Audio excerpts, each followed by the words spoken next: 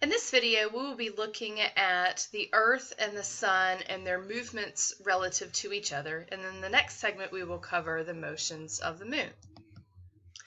Planets all orbit the Sun because of the pull of the Sun's gravity. Every body in space has gravity. The larger it is, the stronger the force. Now, if the Earth weren't attracted to the Sun, we would continue on in a straight line forever in space. Imagine throwing a baseball and it just continues to go in a straight line without dropping. But because the Earth has gravity, the baseball drops to the surface. The same thing with a planet. Because the Sun has gravity, instead of just speeding off into outer space, the resultant path is what we call an elliptical or oval-shaped orbit. Now, as the Earth is revolving around the Sun, it is also rotating on its axis. It takes 24 hours to get from one noon to the next. Now, that's not the amount of time it takes for the Earth to rotate 360 degrees. It actually takes 23 hours and 56 minutes. So you can see here, if we're starting out at point A and the Earth is rotating, to get back to point A, it only takes 23 hours and 56 minutes. We call that a sidereal day.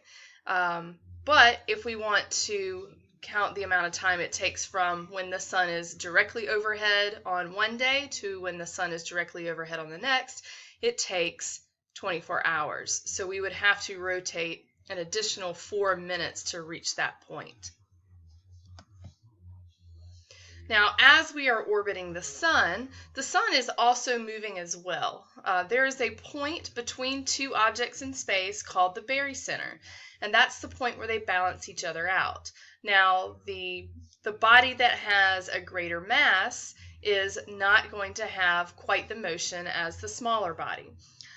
For example, if we look at when the Moon orbits a planet, so if you look at this diagram here on the bottom right, both are orbiting a point, but the point is actually inside the larger body. So as the Moon orbits the Earth is also moving.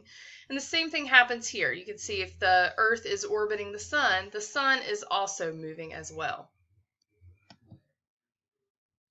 Everything in the solar system is in motion. We've talked about the universe and how it's currently expanding. If we look at the solar system, which is all of our planets that orbit our Sun, which is our closest star, we are moving towards the star Vega. We are also, if we look at the Milky Way galaxy as a whole, we are approaching the next galaxy, which is the Andromeda Galaxy. The Sun, which is in one of the outer arms of the Milky Way, is revolving around the center of the galaxy.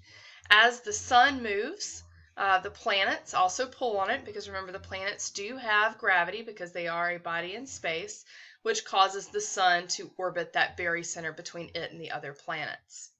Here you can see the diagram with the Milky Way as we are moving towards the Andromeda Galaxy, and it's predicted that we will reach it in about 4 billion years. So not something in our lifetime, but something that will happen on a geologic time scale as opposed to a human time scale. All right, so as we orbit the Sun, we are tilted on our axis. And you notice certain times there we are tilted towards the Sun, but the plane that intersects our orbit with what is called the celestial sphere is called the plane of the ecliptic. So it's an imaginary plane, but it's the plane in which we orbit the Sun. Now, while we are in our orbit, our axis is tilted 23.5 degrees. And this is what causes our seasons. Certain times of the year we're tilted towards the Sun, which gives us summer. When we're tilted away from the Sun, that's winter. And when there is no tilt, that is spring and fall. Now, if you notice, the southern hemisphere and the northern hemisphere are going to be opposite in their seasons because of that tilt on the axis.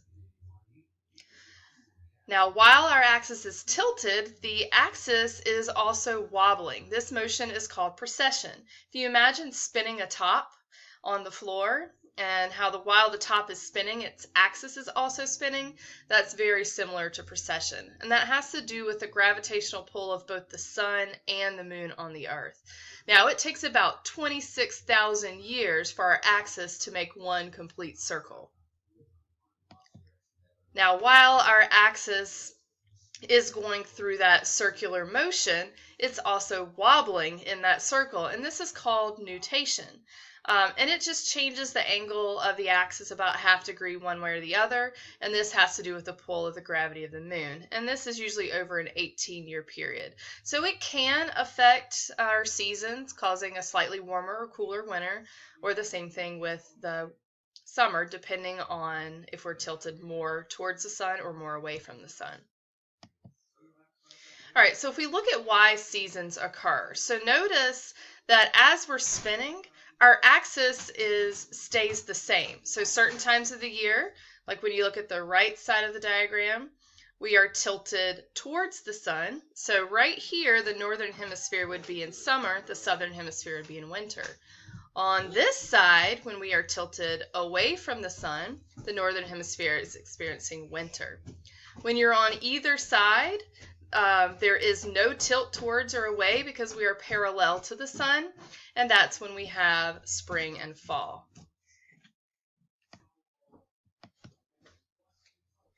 Okay, so we have terms for each of these points in our revolution around the sun.